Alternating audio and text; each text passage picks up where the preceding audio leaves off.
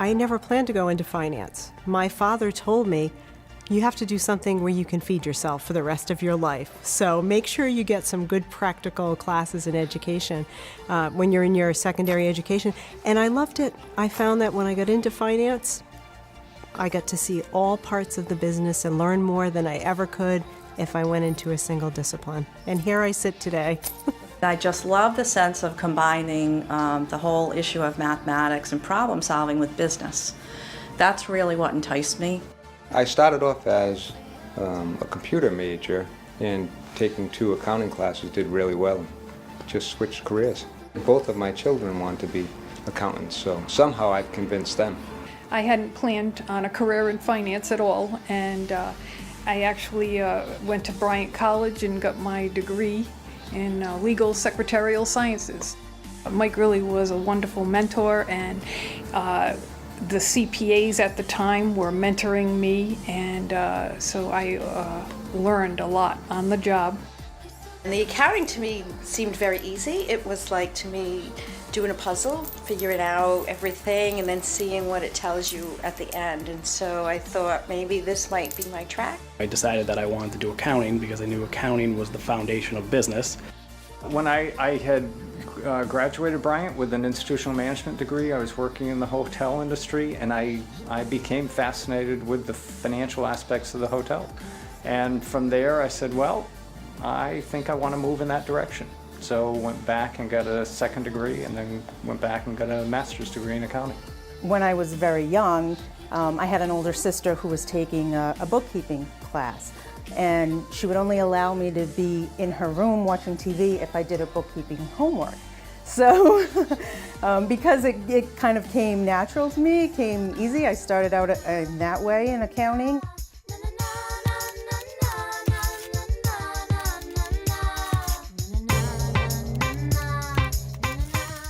It went from managing the budget and paying bills, really, when you think about it, to trying to figure out what's the next role.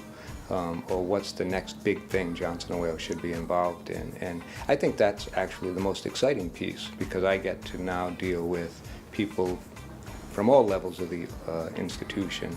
It's more strategic in nature, much more so than it is tactical. I would say in nature, and it's about helping to create success rather than being the watchdog, the police. I think it's an expansion to the management team of the organization. I think it's another set of eyes and ears on how to move the organization forward. I think that's important because there are many CFOs out there that have a wide range of experience that they can bring to the table. And to me, I love the variety, not only the financial aspect of it, but the operational aspect as well. 10 years ago, you had the introduction of the Sarbanes-Oxley rules. And really, if you think about then, it was putting this broad system of controls in place and making sure there was lots of documentation.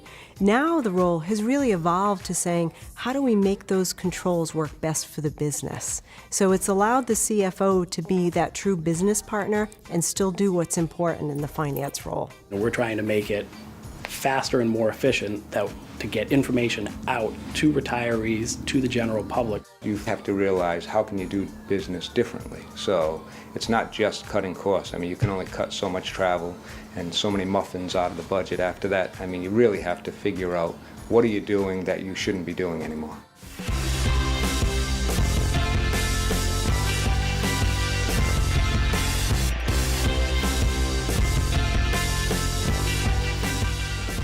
My favorite part is how collaborative my job is and the teamwork that it takes to get things done. Rhode Island Housing is a large organization. We do many different things, and I'm able to work with some very talented people who I'm learning from every day. It's definitely the people at Atrion. We have a really interesting, unique culture there. Everyone works together, I think, toward common progress. Building the tools that people can use and the analytics that help people make better decisions throughout the bank. And that's what I really like. I really, again, stemming back to probably my old programming days, I enjoy building new financial tools and analysis, and those sorts of things. I'm part of something called the President's Cabinet, so working with the President on a daily basis about all different levels of things. You know, what new programs are we trying to get involved in? How are we going to finance them? You know, what buildings are we going to build or purchase? It's pretty exciting, you know. What's your least favorite part? Emails. Oh my God. It's like a never-ending stream of emails that you can never keep on top of. You have to take the time to read all of them, and 90% of them, when you finish reading them, you realize, why did they even send that to me? You know, it's just a complete waste of time.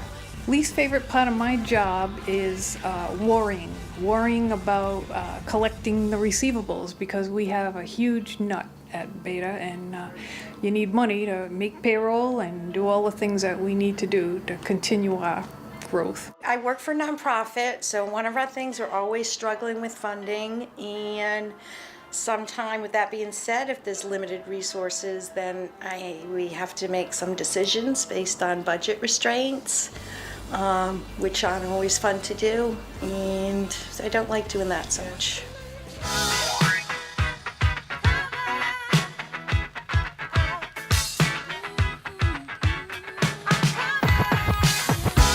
Take every opportunity that's presented to you. You never know where that road will take you. And when you accept every challenge and every opportunity, even though it may seem like a lateral move at the time, you will gain so much from it. Try to learn everything you can. Listen before you and ask questions. Go after the career that you enjoy, because if you enjoy it, whether it's a particular industry, whether it's a particular segment within finance, you won't work a day in your life. Anyone coming out of college with a degree should go get their CPA first. I think having the designation is key.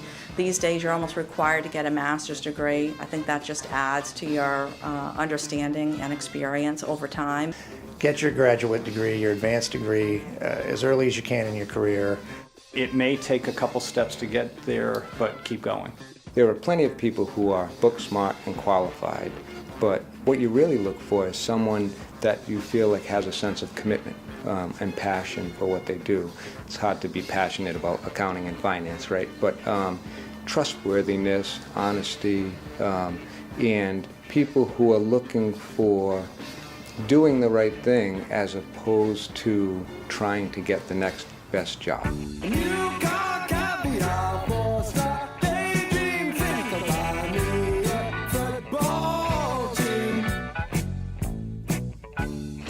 I rediscovered yoga, so I've become passionate about yoga. I go to a studio several times a week, and it's my opportunity to just chill out, clear my mind. 4 daughters. I have 4 daughters, so they are my biggest challenge. My outside activities have always been youth sports oriented because of my children. That or dance. That's sort of where I spend a lot of my time. I don't think I've spent a Father's Day ever without being at a dance recital. I do enjoy yoga, so if it's been a particularly challenging week, that definitely clears my head. Actually, I'm a runner. I've been a runner for 33 years, and that helps me unwind. I usually go out early in the morning, and there are times, I run with a buddy, and there are times when we're solving the world's ills by running. My favorite passion is spending time with my grandchildren, Casey and Connor. They're 3 and 6. My husband and I totally enjoy every minute with them. It's a blast. My newest hobby is to try and get out and see the world a little bit. Where have you been? I've been to Hawaii, and I've been to London and Paris. And my next trip is a Mediterranean cruise to Italy and Spain and another part of France. When the weather's nice, you'll find me either on the beach or at a golf course. I love being that tennis mom that goes and see the kids play tennis or go to dance recitals and drive them around and just be part of their lives while they're still young. I'm a mother, I'm a CFO, I have no time for myself. I may go get my nails done later today.